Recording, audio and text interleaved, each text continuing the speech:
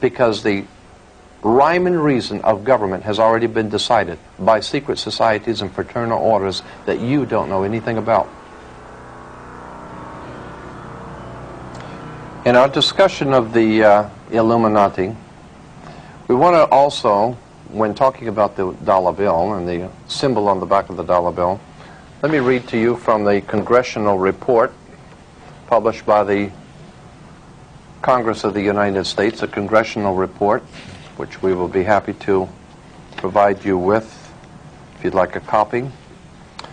Talks about steps toward a British Union, a world state, and international strife.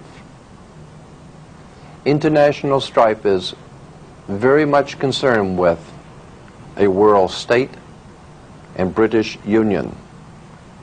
As we brought out before, Britain is referred to as God's kingdom, the United Kingdom. International strife, which is happening throughout the world, is part and parcel of preparing the world for God's United Kingdom. And America is playing its part. That, incidentally, as I think I mentioned before, provides the basis for racism in the world today. God's kingdom, of course, coming through Britain and America. America being ruled from the White House. England being God's chosen to sit on Jehovah's throne for Jesus, provides the world with a convenient racist philosophy. And then we wonder in this country why the rest of the world doesn't seem to care for America a lot. There's a lot that we should know concerning the symbols on the dollar bill. Let me go to this congressional report published back in 1940. It says on page 13, "Let me call your attention to the fact that on the reverse of the Great Seal of the United States, which appears on our dollar bills, you will find the exact symbol of the British Israel World Federation. This symbol is also carried on literature of other organizations promoting a world government and a world religion. At the bottom of the circle surrounding the pyramid, you will find the wording Novus Ordo Seclorum. It was this new order that was advocated by Clinton Roosevelt several hundred years ago, and recently in Philip Drew, and now followed by the executive." We understand that this whole concept of a new world order is a revolutionary idea developed out of occult Freemasonry. I want to go back to the introduction of Fire in the Minds of Men and lay the foundation for something that I think you're going to find very interesting. Again, we want to requote from page 6 in the introduction. It says, "A reoccurrent mythic model for revolutionaries, early romantics, and young Karl Marx, and the Russians of Lenin's time was Prometheus, who stole fire from the gods for the use of mankind. The Promethean faith of revolutionaries resembles in many respects the general modern belief that science would lead men out of darkness into light." It's interesting that in New York City, in Rockefeller Plaza, at the very entrance to Rockefeller Plaza is an enormous statue of Prometheus. How appropriate. And when one understands how the Soviet Communist Party is financed, organized, and directed out of New York, then it will not be any great mystery as to why in front of Rockefeller Plaza we have the god Prometheus. James Billington, in his book Fire in the Minds of Men, explains that that is a symbol for the world revolutionaries.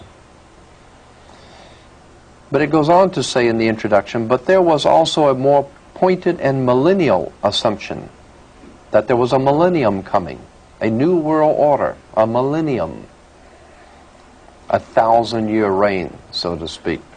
A more pointed millennial assumption that on the new day that was dawning, the sun would never set. Early in the French upheaval was born the solar myth of revolution, suggesting that the sun was rising on a new era. This whole idea of the sun rising on a new era, the new dawn, the millennial assumption, we can see this openly being used today by our president in such newspaper clippings as the New World Order and how the world is now being formed into a new world order. We want to talk about that and what that means for you. As a matter of fact, here in the Daily News in our hometown, Bush urges unity and crises. Beneath it, it says, he sees the Gulf as a test of the New World Order. That New World Order is on the bottom of the dollar bill. It's on the bottom of the pyramid that's on the dollar bill. It's an interesting concept, and it's one that you should know about. Because what is going on in the Middle East right now is part and parcel of a Masonic movement. Freemasonry has made arrangements to organize, direct, finance, and control different segments of society in our country and throughout the world. They have realized that in this country, black movements are moving into mainstream America. Therefore, the need arises for black leaders to be able to fall in line, to go along, to get along. And some of the black Freemasons that have been accepted into the order is, for instance, is Jesse Jackson, Andy Young, mayor of Atlanta, Kenneth Gibson, three-time mayor of the city of Newark, New Jersey, the late Harold Washington, mayor of Chicago, State Senator Julian Bond, Supreme Court Justice Thurgood Marshall, Marion Barry, mayor of District of Columbia. We see that Freemasonry uses all races to accomplish its objectives.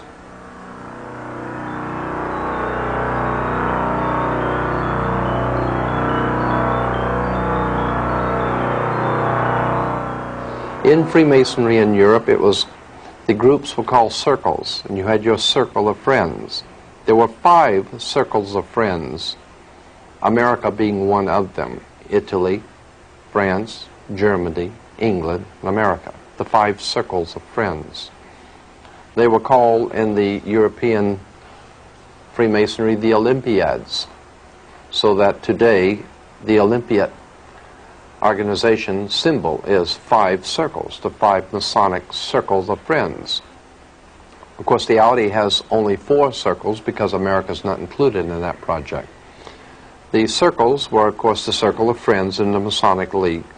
The other symbols on Freemasonry, the torch, of course, the Olympic torch is the torch of Prometheus, the god who stole fire for the service of man. And as we said in New York, in front of Rockefeller Plaza, you'll see the statue of Prometheus. In his hand is a flame, the torch, the fire of revolution. The dime, of course, on the Mercury head dime, in the back of the dime, you'll find the torch of illumination. It's still there today. The modern American dime has the torch of illumination. The Statue of Liberty has the torch. Of course, in all universities and colleges, we find in their symbols and emblems of universities have torches, standing for illumination of the Illuminati. As a matter of fact, when you are graduate from a university, you become an alumni, which is taken from, obviously, Illuminati. You become an Illuminati. You become illuminated when you go to a university. Let's see, the torch is also used in Amoco oil, the B'nai B'rith, Crises magazine for blacks. It is found many, many places. Chevrolet, just this year, in its Saturn division of General Motors, is putting out its aluminum car, not aluminum, but Illumin car from the Illuminati. Of course, when you go to college and university, or even graduate from high school, you come out with as we said, a black robe, which is black for Saturn, the god of Hebrews, and the square mortarboard. The square mortarboard is, of course, Freemasons use mortarboards for their plaster. So that's why you wear a square mortarboard when you become an alumni. It all has to do with Freemasons.